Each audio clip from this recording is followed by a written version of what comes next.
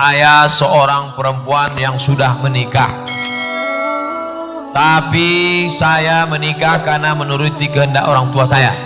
Pernikahan sudah berlangsung lebih kurang 2 tahun, tapi saya tidak mencintainya sama sekali. Coba lagi,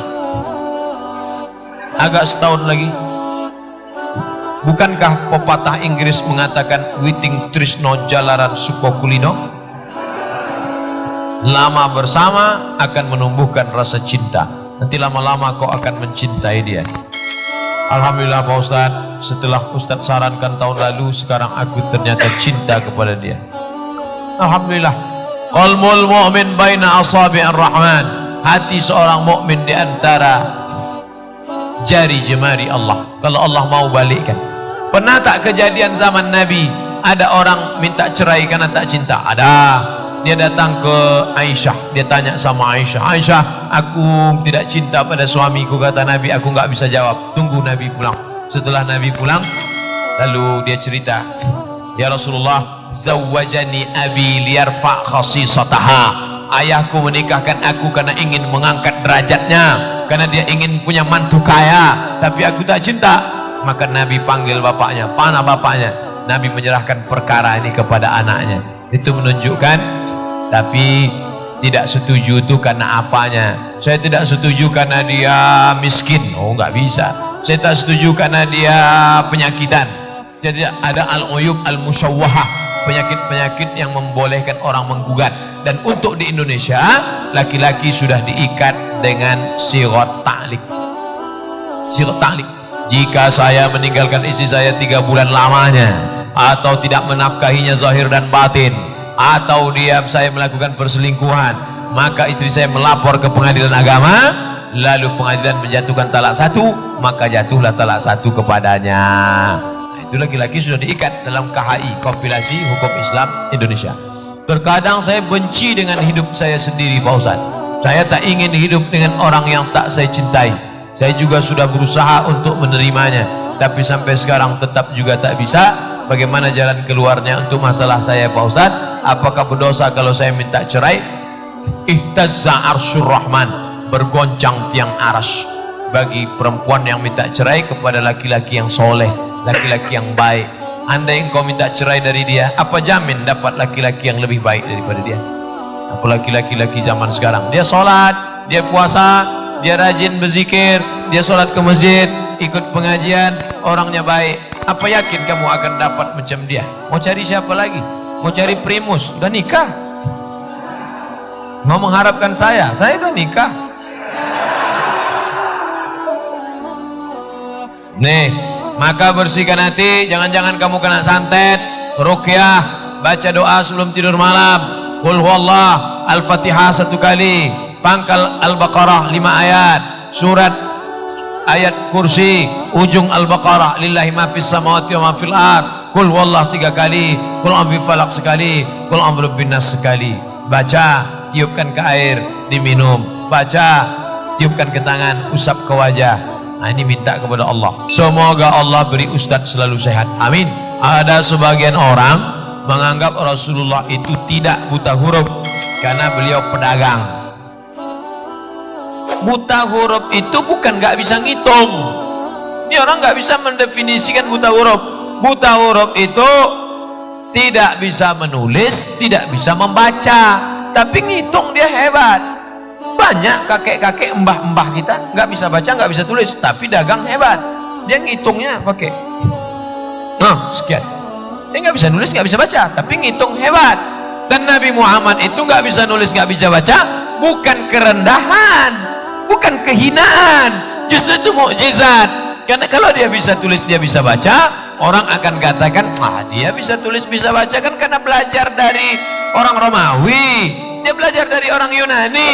Tapi ini mukjizat, dengan tidak bisa menulis, tidak bisa membacanya, maka dia itu wama yantiqu anil hawa, dia tidak bicara mengikut hawa nafsunya. Nabi Muhammad tidak bisa tulis, tidak baca, yang ngomong bukan Ustadz, Allah. Mana ayatnya? Walladzi ba'atsa fil ummiyina, dia yang sudah mengutus kepada orang-orang ummi, buta huruf, tak bisa tulis, tak bisa baca, rasulan minhum, seorang rasul minhum, dari jenis mereka. Dia tak bisa tulis, tak bisa baca, tapi bukan kehinaan bagi dia, bukan naqs, bukan ajiz, tapi justru kesempurnaan, mukjizat yang luar biasa. Banyak orang tak bisa baca tapi bisa hafal Quran. Imam Syafi'i belum bisa baca tapi hafal Quran, karena Al-Quran bukan tulisan. Al-Quran bukan tulisan yang turun dari langit lalu dibaca. Tidak, Al-Quran itu suara Jibril didengar oleh Nabi, suara Nabi didengar sahabat, suara sahabat didengar tabi'in, suara tabi'in didengar tabi'in sampai ke guru kita. Makanya banyak di antara kita yang belum bisa baca tapi bisa hafal ayat. Anak umur 5 tahun, anak umur 3 tahun, Bismillahirrahmanirrahim, Alif Lam Mim, Dzalikal Kitabul La. Dia belum bisa baca tapi dia sudah bisa hafal.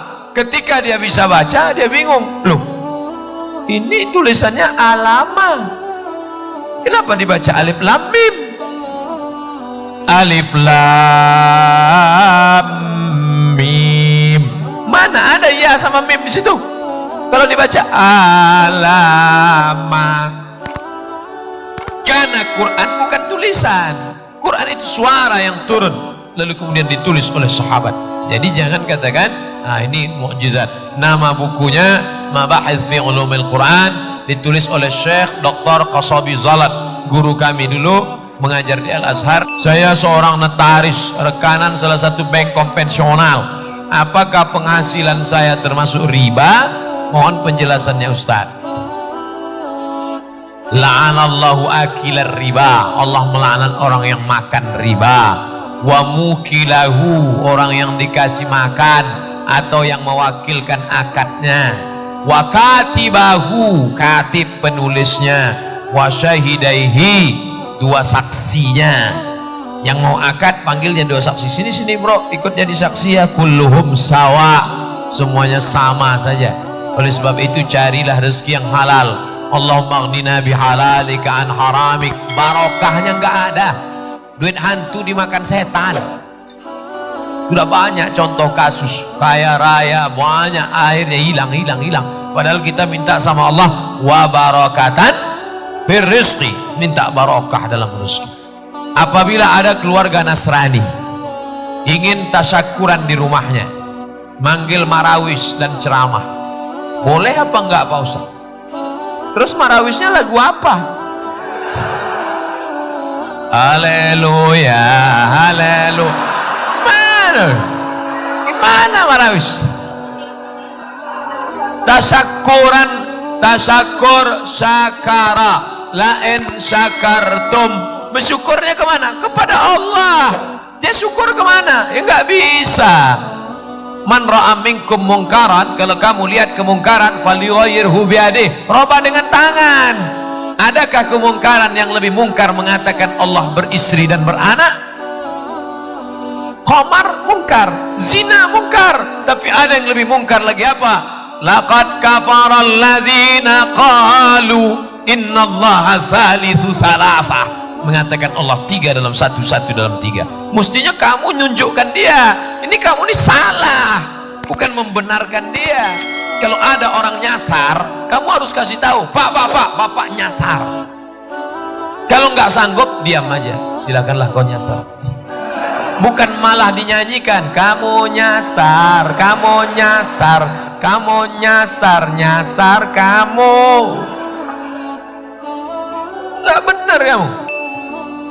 Pak Ustadz, bagaimana kalau saat tawaf batal wudhu karena bersentuhan dengan lawan jenis saat berdesakan?